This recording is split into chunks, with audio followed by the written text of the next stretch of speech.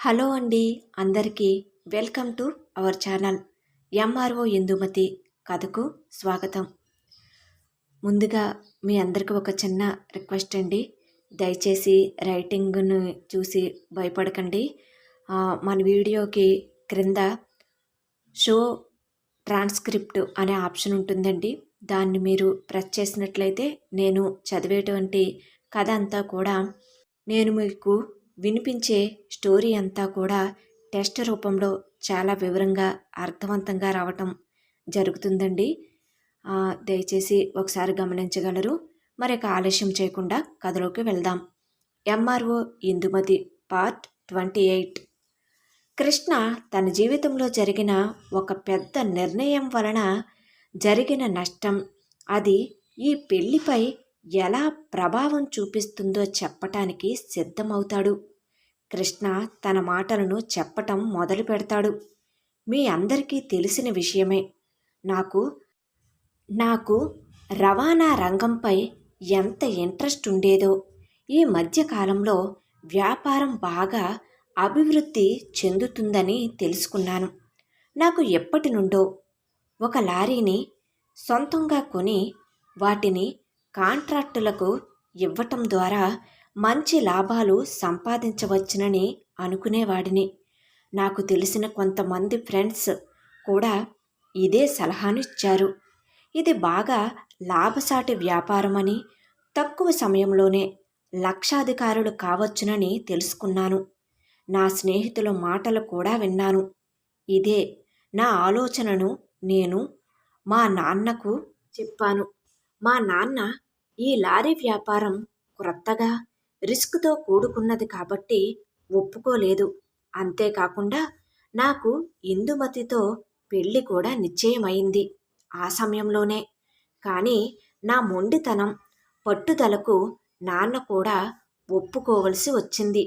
అప్పుడే మీ ఇంటికి వచ్చి పెళ్లిని కూడా కొంతకాలం వాయిదా వేయమని అడిగాం. దానికి మీరు కూడా ఒప్పుకున్నారు. సరే అని చెప్పి నా దగ్గర ఉన్న కొద్ది డబ్బుతో పెట్టుబడి పెట్టాను. ఒకటే లారీని తీసుకోవాలి అనుకునే నేను ఆ టైంలో 2 లారీలు కొనాలని నిర్ణయించుకున్నాను. ప్రతి లారీకి భారీ మొత్తంలో ఖర్చు అవుతుంది. నా దగ్గర మా నాన్న ఇచ్చిన డబ్బు సరిపోలేదు.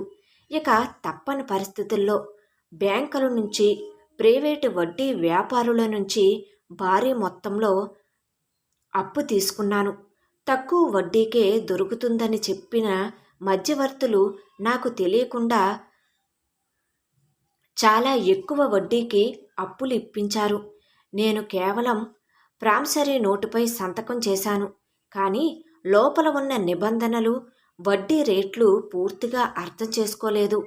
నాకు తెలియకుండానే ఈ వ్యవహారంలో తప్పుదోవ పట్టాను. నన్ను కంగారు పడవద్దని, ఒక్క ఏడాదిలోనే అప్పులన్నీ తీర్చేయొచ్చు, ఈ వ్యాపారం డబల్ ప్రాఫిట్ ఇస్తుంది అని నన్ను మధ్యవర్తులు నమ్మించారు. నేను ఆ మాటలు నమ్మి సుమారు 20 లక్షల రూపాయలు అప్పులు పాలయ్యాను. వ్యాపారం మొదలైన కొద్ది రోజులకే నన్ను దురదృష్టం వెంటాడింది. నేను కొనుగోలు చేసిన లారీలు అనుకోని ప్రమాదాలకు గురయ్యాయి. ఒకటి కొండ చర్యలు విరిగిపడటంతో పూర్తిగా నుజ్జునుజ్జయ్యింది. మరొకటి భారీ లోడుతో వెళ్తుండగా ఇంజన్ మొరాయించి పూర్తిగా పాడైపోయింది. ఈ 2 లారీలను రిపేర్ చేయించటానికి చాలా డబ్బు ఖర్చవుతుంది. అయితే నేను ఇన్సూరెన్స్ సరిగా తీసుకోలేదు. ఇటువంటి నష్టాలలో ఉన్న సమయంలో అప్పు తీసుకున్న వారికి తిరిగి డబ్బు కట్టలేకపోయాను.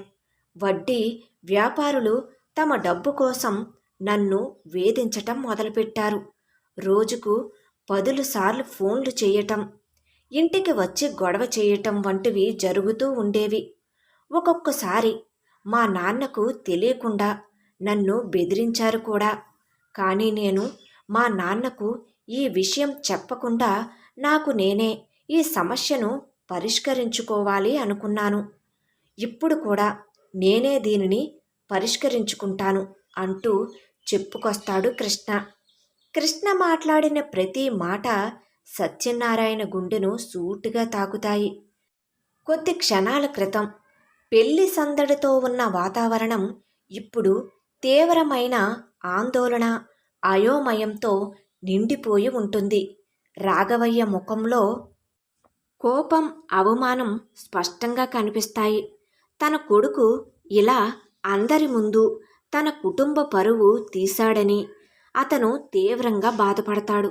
కృష్ణ మాటలు వినిన సత్యనారాయణ ముఖం పాలిపోతుంది. తన కూతురికి ఇంత మంచి సంబంధం దొరికిందని ఆనందపడిన ఆయనకు ఇప్పుడు అంతా తలక్రిందులైనట్లు అనిపిస్తుంది. తర్వాత సత్యనారాయణ ఒక నిట్టూర్పు విడుస్తాడు. తనలో తాను ధైర్యం తెచ్చుకుని వణుకుతున్న స్వరంతో కృష్ణతో మాట్లాడటం మొదలు పెడతాడు. చూడు కృష్ణ, నువ్వు చెప్పింది నాకు అర్థమైంది. వ్యాపారం అంటేనే లాభ నష్టాలు రెండూ ఉంటాయి. అది సహజం. నీ అప్పుల గురించి నువ్వు చెప్పావు. అప్పులు ఉన్నాయని నువ్వు బాధపడుతున్నావు. మీ నాన్నగారు కూడా చాలా వరకు ఆ అప్పులను తీర్చే ఉంటారు అనుకుంటున్నాను. సరే, అది మీ విషయం. కానీ సత్యనారాయణ ఒక క్షణం ఆగి కృష్ణ కళ్ళల్లోకి సూటిగా చూస్తాడు. అతని మనసులో జరుగుతున్న మానసిక సంఘర్షణకు ఇది అద్దం పడుతుంది. తన కూతురి జీవితాన్ని, తన పరువును నిలబెట్టుకోవాలని తపన పడుతూ ఉంటాడు.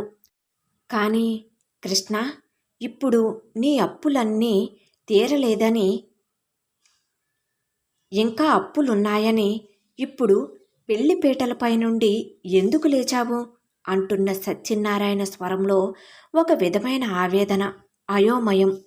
ఇంతమంది బంధువులు, గ్రామస్తుల ముందు నువ్వు ఇలా ప్రవర్తిస్తే మా పరువు ఏం కావాలి? దయచేసి ఆలోచించు అంటాడు సత్యనారాయణ.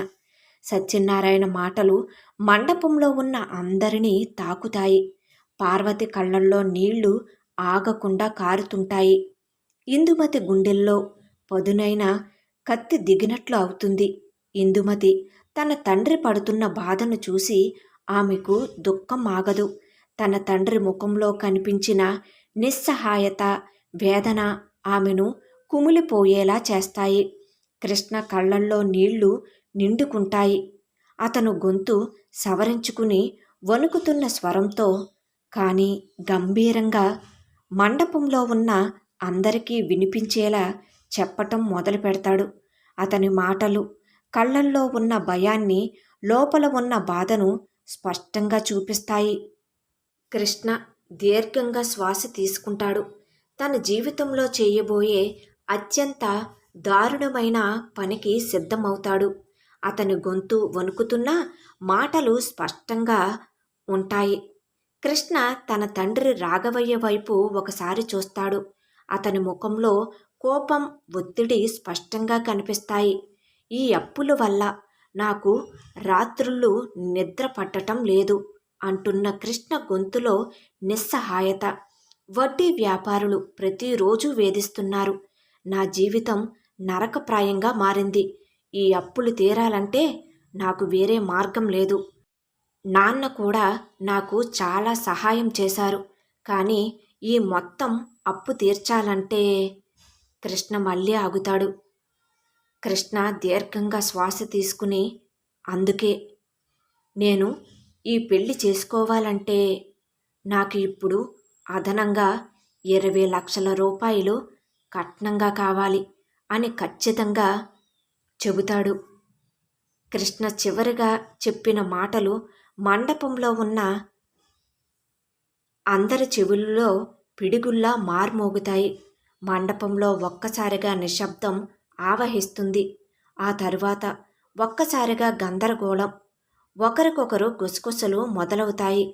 20 లక్షలా? అదనంగానా? పెళ్లి పీటల మీద ఇంత బేరమా? ఇది చాలా అన్యాయం అని అక్కడ ఉన్నవారు అందరూ అనుకుంటూ ఉంటారు. సత్యనారాయణ షాకుకు గురవుతాడు. అతని పరువు పూర్తిగా బజారున పడినట్లవుతుంది. అతని కళ్ళల్లో ఆనందం స్థానంలో తీవ్రమైన ఆగ్రహం, నిస్సహాయత మరియు అవమానం నిండుకుని ఉంటాయి.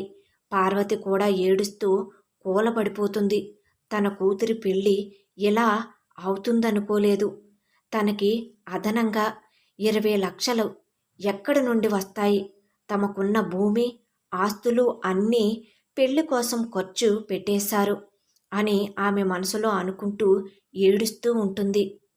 కృష్ణ మాటలు వినని ఇందుమతి గుండె ఒక్కసారిగా ముక్కలైపోతుంది.